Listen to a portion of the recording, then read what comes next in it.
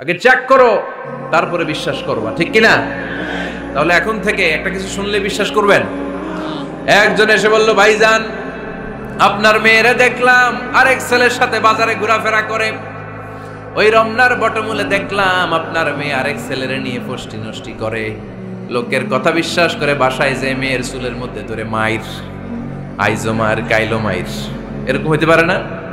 হয়তো ওই লোক আপনার মেয়ের মতো দেখতে আরেক মেয়েকে দেখছে, এরকম হয় কিনা সমাজে? একজন এসে বললো, ভাই আপনি এখানে ভাবিরও তো দেখলাম ওই জায়গায় আরেক লোকের সাথে ঘোরাফেরা করতেছে, খবর রাখেন না বাসা? আপনি রেগে মেগে, ঘটনা কি? আমার খেয়ে আমার পরে আরেকজনের সাথে, যে এই বাড়িতে যে মাইর, কোনো কথা নেই। দেখবেন যে ছোট্ট মারামারি থেকে এই ঘটনা অনেক সময় বিচ্ছেদ বা ডিভোর্স পর্যন্ত গড়ায়, ঠিক কিনা? ওই যে শোনা কথায় কান দিছে, ফাতাবাইয়ুন, আপনি চেক করেন নাই। হয়তো আপনার স্ত্রীর মতো দেখতে বা আপনার স্ত্রী যে জামা পরে, যে পোশাক পরে, এরকম পোশাক পরে আরেক নারীকে দেখছে, আপনার বউ না এটা। আপনার মেয়ের ব্যাপারে যে তথ্য দিয়েছে এটা সঠিক নয়, সে আপনার মেয়ের মতো আরেকটা মেয়েকে দেখেছে, এসে আপনার কাছে বলে দিছে, আপনি বিশ্বাস করছেন। ভেজাল আছে না নাই? এই ভেজালগুলোকে থামানোর জন্য কোরআনে এই বিধানগুলো নাজিল করেছে কে? তাহলে ফরিদপুরের ভাইয়েরা, সমাজটাকে সুন্দর রাখার তথ্য একটা শুনলেই বিশ্বাস করবেন না। সিলে কান নিয়ে গেছে, শুনলেই সিলের পিছনে দৌড়, নাকি? কি করবেন? আগে কানে হাত দিয়ে একটু দেখবো কান দুইটা আছে না নাই, তারপরে চিলের পেছনে দৌড়ান। তাহলে এখন থেকে আমরা তথ্য একটা শুনলেই বিশ্বাস করব। তাহলে কি করবেন? বলতে হবে কি করবেন? যাচাই বাছাই, জাস্টিফিকেশন অফ দ্য নিউজ। কোন নিউজ জাস্টিফিকেশন ছাড়া আমরা প্রচার করব, বিশ্বাস করব, শেয়ার করব না। আল্লাহ বললেন, ইয়া আইয়ুহাল্লাযীনা আমানু লা ইয়াসখার কওমুম মিন কওম। ওহে আমার ঈমানদার বান্দারা, শোনো শোনো, খবরদার কখনো কোনো মুমিন বান্দারে ঠাট্টা করো না, অবজ্ঞা করো না, ঠাট্টা করো না। তার মনে কষ্ট হয় এমন কোন কথা তারে বলো না। নেভার স্কপ অফ এনিবডি, কাউকে নিয়ে ঠাট্টা করবেন না। তার দেহ নিয়ে, তার আকৃতি নিয়ে, তার বংশ নিয়ে। এক লোকের বাবা ছিল চোর, কিন্তু তার ছেলে অনেক ভালো। আপনি কি তারা বলতে পারবেন তুই চোরের ঘরের চোর? বলতে পারবেন? চুরি করছে বাবা, ওর কি দোষ? কথা বলেন। এগুলো কবিরা গুনাহ। আওয়াজ করে বলেন তো কি গুনাহ? কবিরা। কারো আকৃতি নিয়ে, আমার ফরিদপুরের কলিজার টুকরা যুবক ভাইরা, কারো আকৃতি নিয়ে কখনো অবজ্ঞা করবে না, তুচ্ছ জ্ঞান করবে না। এটা কবিরা গুনাহ, এটা আল্লাহ খুব অপছন্দ করেন। এর কারণ আকৃতিটা আমাদের হাতে নাই। আমাদের কারো নাক লম্বা, কারো খাটো, আমরা কেউ কালো, কেউ সাদা, আমরা কেউ স্মার্ট, কেউ অন্যরকম। তো এই যে আমাদের এক এক ধরনের আকৃতি, এটা কি আমি বানাইছি? আপনি বানাইছেন? দিছে কে? এই জন্য কারো দেহের গঠন নিয়ে যদি আপনি অবজ্ঞা করেন, এটা প্রক্ষান্তরে আপনি স্রষ্টাকে নিয়ে অবজ্ঞা করবেন। কারো দেহের আকৃতি নিয়ে যদি আপনি তুচ্ছ করেন, তাকে তুচ্ছ করেননি, আমার রবকে আপনি তুচ্ছ করেছেন। চিল্লায় বলেন ঠিক কিনা? খবরদার, তুই কালু, তুই লম্বু, তুই মোটু, তুই কানা, তুই রোহিঙ্গা, আছে না নাই? ইদানিং ইদানিং এটা খুব চলে। এই রোহিঙ্গা নামটা আছে না? ফরিদপুরে এগুলো ঢুকে নাই না? আমাদের ওইদিকে দেখি কি অবস্থা, কারোর সাথে কেউ লাগলে তুই রোহিঙ্গা। কি আশ্চর্য, এই গালি কবে আসলো? হ্যাঁ, অনেক ধরনের গালি। ঢাকায় আর একটা চলে ফইন্নির বুথ, কি বলে? এই এগুলো আগে শুনি নাই আমরা, রিসেন্ট এগুলো বলা শুরু করছে। ফইন্নির বুথ, রোহিঙ্গা না। এগুলো বলে আপনি কাউকে অবজ্ঞা করতে পারবেন? পারবেন না। খবরদার, এটা কবিরা গুনাহ, এটা ছোট গুনাহ মনে করবেন না। কারণ আকৃতি নিয়ে তুচ্ছ করা যায় না, কারণ আকৃতি দান করেছে কে? ওয়াল্লাযী ইউসাউইরুকুম ফিল আরহামি কাইফা ইয়াশা, লা ইলাহা ইল্লা হুয়াল আজিজুল হাকীম। তিনি এমন সত্তা যিনি তোমাদের চেহারার অবয়ব দিয়েছেন, তোমাদের আকৃতি দান করেছেন তখন যখন তোমরা মায়ের পেটের ভেতরে ছোট্ট জোকের মতো ছিলা। মায়ের পেটের ভেতরে আমরা যখন সবাই এত ছোট্ট, তখনই আমাদের চেহারার আকৃতি দিয়েছে কে? কে সুন্দর হব, কে ছেলে হব, কে মেয়ে হব, কে মোটা হব, কে চিকন হব, আমার ইচ্ছা হয়েছে? আওয়াজ করে বলতে হবে, কার ইচ্ছায়? প্রত্যেককে যদি আল্লাহ প্রত্যেকের নিজের চেহারা ডিজাইন করতে দিতেন, আল্লাহ যদি বলতেন তোমার চেহারাটা কেমন হবে তুমি ডিজাইন করো, তাহলে আপনি আপনারা কেমন বানাতেন? হ্যাঁ বলেন, ফরিদপুরের ভাইরা বলেন, সুন্দর করে বানাতেন তাই না? সবচাইতে স্মার্ট, সবচেয়ে সুন্দর করে আমি আমার চেহারাটা বানাতাম যদি আমাকে ডিজাইন করার সুযোগ দেওয়া হতো। কিন্তু এই সুযোগ তো আল্লাহ দেন নাই। ডিজাইন স্বয়ং করে দিয়েছেন কে? কোন নারীকে যদি আল্লাহ বলতে এই নারীরা তোমাদের চেহারা কার কেমন লাগবে তোমরা বানাও, প্রত্যেক নারী কি করতো? বিশ্ব সুন্দরী করে নিজেকে বানাতো। খুদ ধরার মতো কোনো জায়গা সে নিজের জন্য রাখতো না, ঠিক কিনা? কিন্তু এটা আল্লাহ দেন নাই।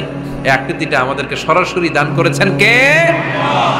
খবরদার, আমাদের অনেকে বিকলাঙ্গ, আমাদের অনেকের হাত ছোট, পা বড়, দেখতে মোটা, কেউ চিকন কেউ কালো। খবরদার, কারো আকৃতি নিয়ে কখনো কোনো অবজ্ঞার সুরে, ঠাট্টার সুরে কোনো কথা আমরা বলবো না।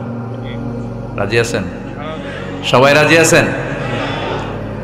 আল্লাহ রাসূল সাল্লাল্লাহু আলাইহি ওয়াসাল্লামের এক সাহাবী ছিল, নাম ইবনে মাসউদ রাদিয়াল্লাহু তাআলা আনহু। ওনার পায়ের নলা ছিল খুব চিকন, অস্বাভাবিক চিকন, স্বাভাবিক না। তো উনিও এটা ঢেকে রাখতেন, দেখাতেন না কাউকে। একদিন উনি খেজুর পাড়ার জন্য খেজুর গাছে উঠলেন। খেজুর গাছে ওঠার পরে নিচ থেকে সাহাবারা পায়ের চিকন নলা দেখে ফেলছে। দেখে সবাই হাসি, সবাই হেসে কুটি কুটি। বিশ্বনবী বললেন, হেসো না, খবরদার, আমার ইবনে মাসুদের পায়ের চিকন নলা দেখে হেসো না। আমার ইবনে মাসুদের এই পায়ের চিকন নলা যদি মিজানের পাল্লায় উঠিয়ে দেয়া হয়, কিয়ামতের দিন উহুদ পাহাড়ের চেয়েও ভারী হয়ে যাবে। খবরদার, আমার ইবনে মাসুদকে আমার আল্লাহ অনেক পছন্দ করে, তার পা চিকন দেখে তাকে তুচ্ছ করো না। আল্লাহর হাবিব সাল্লাল্লাহু আলাইহি ইসলামের 11 জন স্ত্রীর মধ্য থেকে একজন স্ত্রী ছিলেন একজন স্থূল আকৃতির, অবিসিটি ছিল, একটু মোটা। ওনার নাম ছিল সাফিয়া রাদিয়াল্লাহু তাআলা আনহা। আম্মা জান আয়েশার সাথে একবার সাফিয়ার ঝগড়া। নবীদের বউদের মাঝে মাঝে মাঝে ঝগড়া হতো, তবে সেটা হতো মধুর ঝগড়া। সুবহানাল্লাহ পড়েন। আম্মা জান আয়েশা রাদিয়াল্লাহু তাআলা আনহার বাসায় একদিন বিশ্বনবী বসা ছিলেন। আরেকজন স্ত্রী, বিশ্বনবীর আরেকজন স্ত্রী রান্না করে কিছু খাবার আম্মা জান আয়েশার ঘরে পাঠিয়েছেন। এক দাসী দিয়ে বলল, যাও এটা আয়েশার ঘরে দিয়ে আসো, কারণ নবী আয়েশার ঘরে। আম্মা জান আয়েশা রাদিয়াল্লাহু তাআলা আনহা বললেন, এগুলো কি? ওই দাসী বলে, তরকারি। কে দিছে? অমুক স্ত্রী। কেন দিয়েছে? আমি কি রান্না করতে পারি না? তোমরা রান্না তোমরা খাও। এই কথা বলে পাতিল সহ উড়ায় মারছে চেহারা। এর কারণ ওনারা মানুষ ছিলেন, মানবীয় ব্যাপারগুলো ওনাদের মধ্যেও কাজ করত। আবার এক স্ত্রী ঝোল দিয়ে রান্না করে কিছু খাবার নিয়ে এসেছে। আম্মা জান আয়েশা রেগে মেগে ওই ঝোল নিয়ে ওই স্ত্রীর গালের মধ্যে মেখে দিয়েছেন। বিশ্বনবীর আরেক বউয়ের গালের মধ্যে ওই ঝোল লাগাই দিচ্ছে। এবার ওই স্ত্রী বিশ্বনবীর কাছে যেয়ে বলে, ইয়া রাসূলুল্লাহ, দেখেন আয়েশারে আপনি বেশি আদর করেন তো, দেখেন কি করে আমাদের সাথে। এই যে আমাদের গালের মধ্যে ঝোল মাখাই একেবারে মেকআপ বানাই দিচ্ছে। বিষ্ণু সাল্লাল্লাহু আলাইহি ওয়াসাল্লাম বললেন, তাই আয়েশাকে ডাকো। আম্মা জান আয়েশা রাদিয়াল্লাহু তাআলা আনহা আসলেন। আল্লাহ রাসূল সাল্লাল্লাহু আলাইহি ওয়াসাল্লাম বললেন, তুমি কি আমার এই স্ত্রীর সাথে এমন আচরণ করেছো? আম্মা জান আয়েশা বললেন, করেছি। কেন? আম্মা জান আয়েশা বললেন, তখন মেজাজটা গরম ছিল, এখন বুঝতে পারতেছি আসলে এই কাজটা করা ঠিক হয় নাই। এবার বিশ্বনবী বিচার করবেন। বিশ্বনবী বললেন, আল কিসাস, যেমন করা হয়েছে বিচার হবে তেমন। তোমার গালে যেমনি ঝোল লাগাই দিয়েছে, তুমি একটু ঝোল নিয়ে আয়েশার গালে লাগাই দাও। সুবহানাল্লাহ পড়বেন না?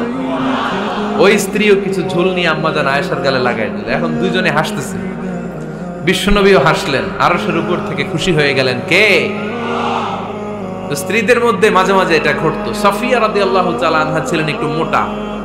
আম্মা জান আয়েশা বললেন, ইয়া রাসূলুল্লাহ, দেখেন আপনার মুটি বউ, আপনার মুটকি বউ, এই মুটি বউ বলে একদিন একটা গালির মতো দিয়ে ফেলছে। আল্লাহ রাসূল সাল্লাল্লাহু আলাইহি ওয়াসাল্লাম রেগে গেলেন, বললেন, আয়েশা এটা কেমন কথা তুমি বললা মুটি? আমার সাফিয়ারে তুমি মুটি বলে গালে দিলা রে আয়েশা। ইয়া আয়েশা লাকাদ কুলতিলা কালিমা লাউ মুজিজাত বিমাইল বাহরি লামাজাজাতহু। এমন একটা মন্তব্য তুমি সাফিয়ার ব্যাপারে করে ফেলেছো রে আয়েশা, এই কথাটা যদি সাগরের নীল পানির মধ্যে ছেড়ে দেয়া হয়, এই কথার পঙ্কিলতার কারণে, এই কথার কর্দমাক্ততার কারণে, এই কথার পঙ্কিলতার কারণে সাগরের সব পানিগুলো মুহূর্তের মধ্যে কালো হয়ে যাবে। এই কথাটা সাগরে ফেলে দিলে সাগরের নীল পানি পুরোটা কালো হয়ে যাবে। আয়েশা, খবরদার, কাউকে তুচ্ছ করে অবজ্ঞা করে কখনো কিছু বলা যাবে না। এই জিহ্বাটা এটা ভয়ঙ্কর একটা অঙ্গ। বেশিরভাগ পাপ এই জিহ্বা দিয়ে হয়। কি দিয়ে হয়? এজন্য সাহাবারা জিহ্বা ধরে মাঝে মাঝে জিহ্বার মধ্যে ব্যাত মারতেন। আর বলতেন জিহ্বা তোর জন্য আমি আটকে যাব কিয়ামতের দিন। আমলিক আলাইকা লিসানাক, নিজের জিহ্বার মালিক নিজে হন। আপনার জিহ্বার মালিক যেন শয়তান না হয়ে যায়। জিহ্বা আপনার, শয়তানের ভাষায় আপনি কথা বলেন কেন? খবরদার, প্রতিটা কমেন্ট, প্রতিটা কথা, প্রতিটা মন্তব্য, এগুলোর ব্যাপারে কিয়ামতের দিন পাই টু পাই করে আপনার কাছে আল্লাহর সুপ্রিম কোর্টের কাঠগড়ায় দাঁড় করিয়ে আপনারা জিজ্ঞেস করবে কে? এজন্য বিশ্বনবী বলছেন মাইয়াত মানলি মা বাইনা লিহিয়াইহি ওয়া মা বাইনা রিজলাইহি আতমান লাহুল জান্নাহ। আমার কোন উম্মত যদি দুইটা অঙ্গের গ্যারান্টি আমারে দেয়, আমি আমার উম্মতকে জান্নাতের গ্যারান্টি দেব। দুইটা অঙ্গের, একটা হলো জিহ্বা আর একটা লজ্জাস্থান। দুই চোয়ালের মাঝে যা থাকে লিজ্জা জিহ্বা, আর দুই পায়ের মাঝখানে যা থাকে লজ্জাস্থান। এই দুইটা অঙ্গের গ্যারান্টি যদি বিশ্বনবীকে আপনি দেন যে নবী জিহ্বা আর লজ্জাস্থান এই দুইটা অঙ্গের কোনো পাপ আমি করব না, নবী বলে আমি দুনিয়ায় তোমার জান্নাতের গ্যারান্টি দেব। এজন্য জিহ্বাটারে সামলান, যা মনে চায় বললেন। খবর আছে না নাই? খবর আছে। মা ইয়ালফিযু মিন কাউলিন ইল্লা লাদাইহি রাকীবুন আতীদ। যা মুখ দিয়ে বের হয় লিখে রাখার জন্য দুইজন ফেরেশতা রেডি করে রেখেছে কে? চিল্লায় বলেন। যতদিন আমরা বেঁচে থাকবো ততদিন থাকবে আমাদের কাঁধে। আমরা মরে যাবো, এই ফেরেশতারা উড়াল দিবে, ঠিক কিনা? দুই কান্দে জি ছিল যে তোমার দুইজনা পাহারা, তোমারে একলা থইয়া পালাইছে তাহারা। তোমার আট কুঠুরি নয় দরজা বন্ধ এবার হলো রে হলো। মুখে আল্লাহ রসুল সবে বলো, ও মুখে আল্লাহ রসুল সবে বলো। দুয়ারে আইসাছে পালকি নাই হরি গাও তোলো রে তোলো। মুখে আল্লাহ রসুল সবে বলো, ঠিক না? এজন্য সাবধান। আমলিক আলাইকা লিসানাক, নিজের জিহ্বার মালিক নিজে হন। মন যা চায় মুমিন তখন ইচ্ছা মতো মন মতো কোনো মন্তব্য ছুটতে পারে না। বিশ্বাসী বলে যদি নিজেকে দাবি করেন, নিজের জিহ্বার মালিক নিজে থাকার দরকার আছে না নাই?